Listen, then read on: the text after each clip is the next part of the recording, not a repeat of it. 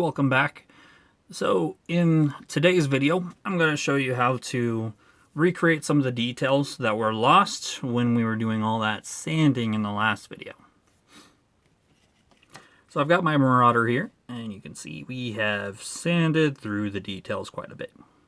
So we're going to make sure that those are nice and factory stock, almost like they were as they came with the kit. So I've got this scribing tape, but there's other stuff you can use. Dymo tape has been used, and I've used it in the past, but it's a little bit thick. But something that we can use that we can just kind of put it along that detail so we don't accidentally go off of it and create more work. So now what can we use to recreate that line? A couple of things.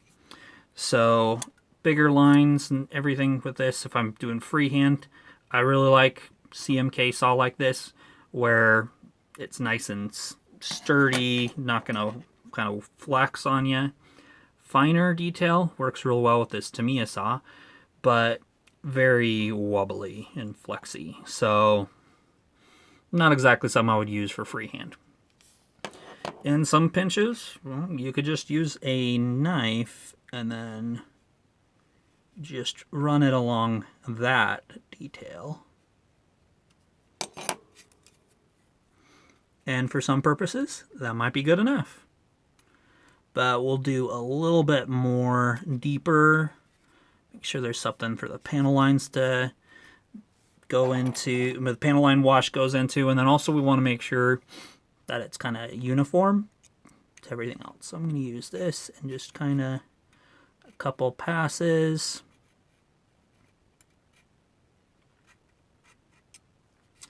And see, it's already flexing a bit. But try not to push too hard, because then that tends to just bounce you off target.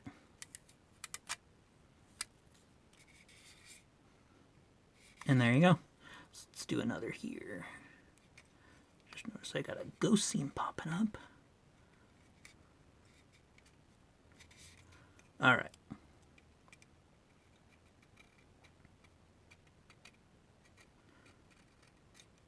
But ever so gentle. We don't want to have like a air fix size situation going on there. Doesn't need to be a canal. Just enough. Okay, now some of that I've bounced off a little bit. We might have to polish that up a little, but you have that.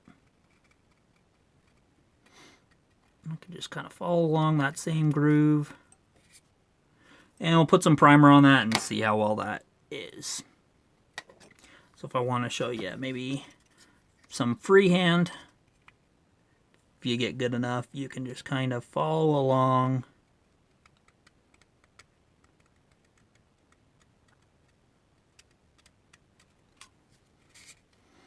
Eventually, boom, you can get it to match up pretty well. So there's a few different ways for that.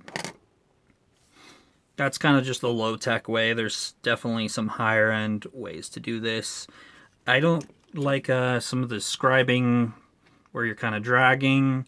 But there's other ways you can do with that, like something sharp like this, where if we were going along this seam, you can do that. Some dental picks will do.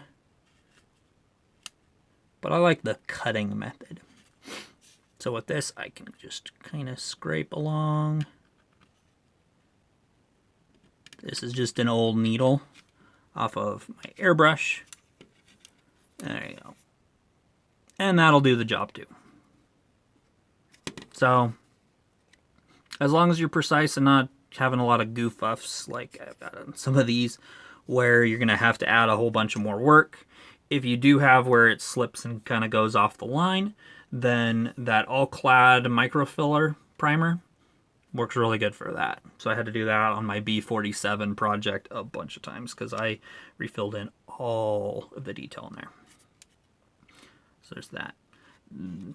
Gonna have to do some more work on the top. I'll do that off camera and make sure that those line up, because right now they're a little bit askew.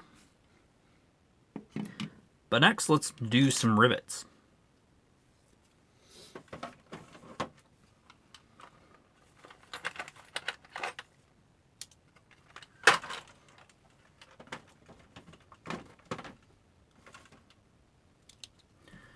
So I've got a couple of tools here. This is good old trumpeter wheel, and I've got a couple of different wheels for it. It works pretty well, but I have been converted to this Galaxy tool. It's kind of a copy of the Rosie the Riveter situation, and it's been working really well. The key with this is to go and find, which that's a horrible example because this one doesn't even have any rivet detail, so I might be actually adding rivet detail later. But if I go to my B17, you can see all the different rivets in there. What I want to do is make sure I have a good wheel that lines up with the right spacing. And you can see how that is close, but I probably would want to switch to something else. Let's see if this... Alright, so it looks like this is the closest one I have. So we'll use it. Now, best to have that scribing tape as your guide, and then just run it along. And you can see it's just a little bit off, but you get the gist, right? So I can continue that on other places. And once you get good at this, you can just start doing it freehand, and it saves up a bunch of time.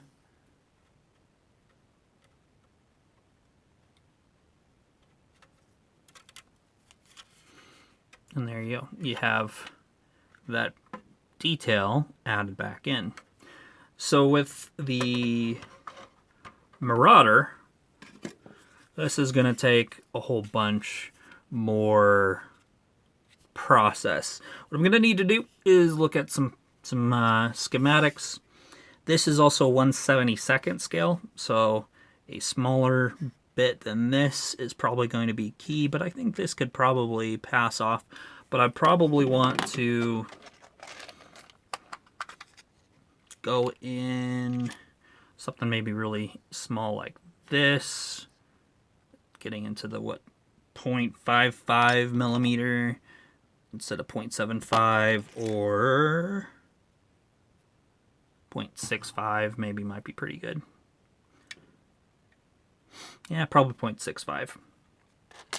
But the basis of what we would do is we're going to just put it along all of the different joins. But you got to also keep in mind where each of these panels you have all sorts of different pieces where the plate, you could say, the piece of aluminum that is attached to the fuselage spars. And so you're going to have all sorts of different rivets going in between where you have all the panel lines and everything. So that is going to take a little bit more research, or I might just kind of get a close enough approach. We'll see how that goes. So we'll do some of the panel line detail on here and then come back to that. But lastly, there's one other tool. Okay, well, what if you have all sorts of different hatches and whatnot? Then these templates kind of come into play. I've got a whole bunch of other ones, but let's see if I can kind of match something up here, because you kind of have these oval hatches on here. Some of it, and if you do it ahead of time, you can just take your needle, and then before you sand, if you kind of deepen that in and just run it around several times and just make it deeper by so, then you shouldn't have to do any work after you do the sanding. So that's kind of the preventative way, is to just make sure you deepen all the surface detail before you do the sanding. But some of this, not bad. So I can kind of just touch it up with a needle, and it would do the job. But if it's completely gone and we need to restore it, then we need to find something that'll match. It's hard to tell in this light. I think that one would be the key. Would tape it down and then just run it in here several times. Make sure it doesn't wobble, because then you're going to have it look kind of like a spirograph. Not going to work well. So do kind of like that, and then you would have your detail. So I'm not going to do it on here because I don't need to. I already have the detail there where I can just do this and just restore that. So like right here, I'm just missing a little bit, so I can carefully use the needle to restore that, and it does the job.